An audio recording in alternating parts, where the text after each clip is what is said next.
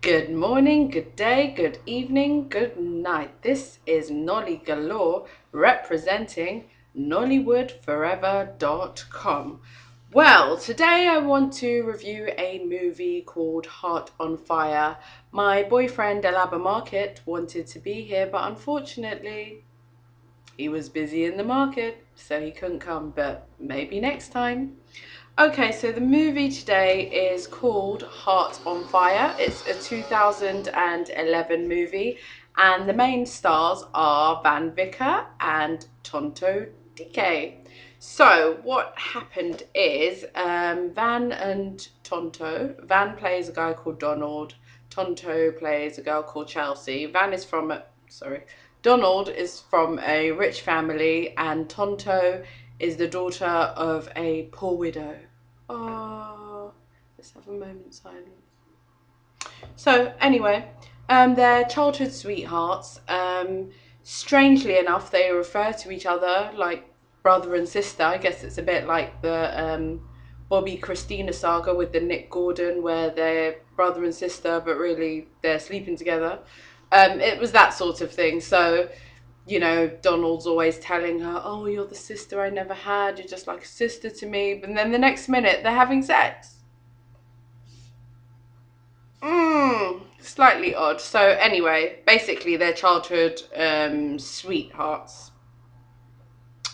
Um, the reason they end up sleeping together is because Donald is being sent away by his parents to Canada, and as a parting gift, she wants to give him her virginity so that he will always remember her, she will always remember him, they'll forever, wait for each other and all that jazz. So anyway, basically, they have sex. In the middle of the sex, the mother and the reverend sister walk in. Abomination! It was quite funny. I mean, okay, she must have been how old was she? She was meant to be 17. So, I mean, why would you be having sex in your mother's house when she could walk in at any moment and you didn't even put a chair to block the door, or, I don't know, lock the door, or whatever you need to do? Or go in the bushes. Really, who does that? Even people who are wayward don't do that. But anyway, they get caught. The Reverend Sister's crying, her mum's crying, everyone's acting completely goes berserk. He gets sent away to Canada, she gets sent with the Reverend Sister to Kenya. So anyway, the actual story really happens 12 years later when he comes back to Nigeria. And he's 29, so obviously this is the cutoff point. Everyone's getting worried when you get married. His parents are going crazy, saying, "Oh, your junior cousin, he's 2 years younger than you, he's got married." So his father says he's going to disown him if he doesn't get married. He's just marriage. You must marry. So he goes to find her. Of course, he was going to find her anyway, even without being forced to. So he goes to find her at her mother's house, and her mother's dead, and oh, whoa, he's so sad, and anyway. So he finally managed to find her, and obviously his plan is to marry her. I won't tell any more of the story because you would probably want to watch it for yourself, or I might just give it all away, and that would be so easy. So let me think what I was going to say. Okay, Tonto Dikeh. She was really quite good in it. More comical than anything, because she was... Oh, my nose is itchy. Wait, sorry, I need a drink.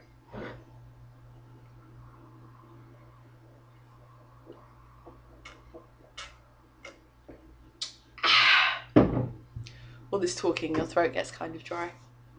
So, Tonto Dikeh, yeah, she was quite good.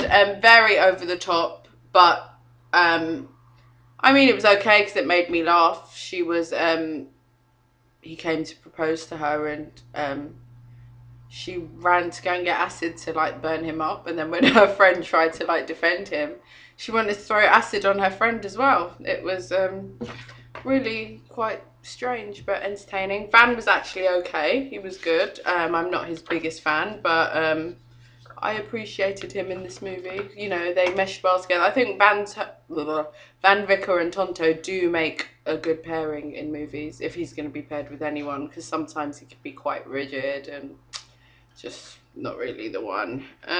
So where are we up to now? Oh, there was another scene with Tonto where she was beating up her mother.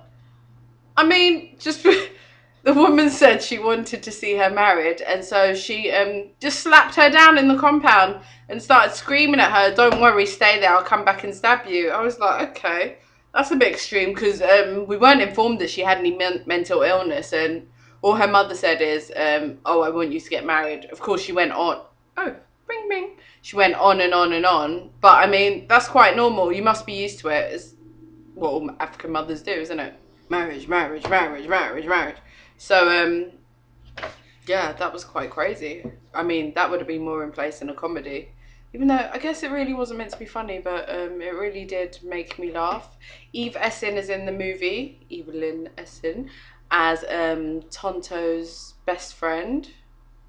Yep, she's always good as far as I can see. I've not seen her in any movie where she has actually been bad, although she has been in a lot of bad movies, but you know, we can't blame her. You're not always going to know how the movie's going to be, but obviously if you know has a director or a producer has a tendency to put out crap after crap after crap, then it's time to say, stop in the name of sanity.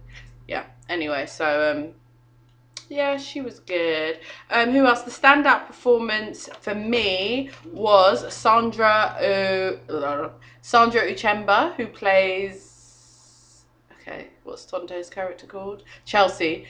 She plays Chelsea Jr. She was very good. Seen her in a few movies before. Don't remember I've seen her in a like proper lead role, so that would be quite interesting to see, because I think she is one to watch. So I did enjoy the movie. I would give it a 6 out of 10, or maybe 6.5. I don't know, I guess how it would fit, I would feel on a day-to-day basis, but today I feel like it's a 6.5 out of 10. I enjoyed the first part more than the second. As it went on to the second part, it descended into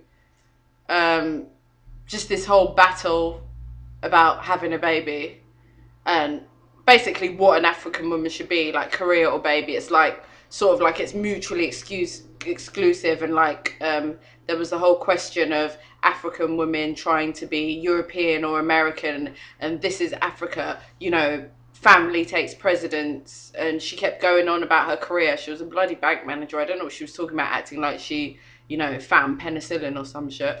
But yeah, I enjoyed the movie as it was, but in terms of part 3 and 4, which is called Wife on Fire, this one is called, oh shit, I can't even remember what it's called now, but it was called Tears, let me look.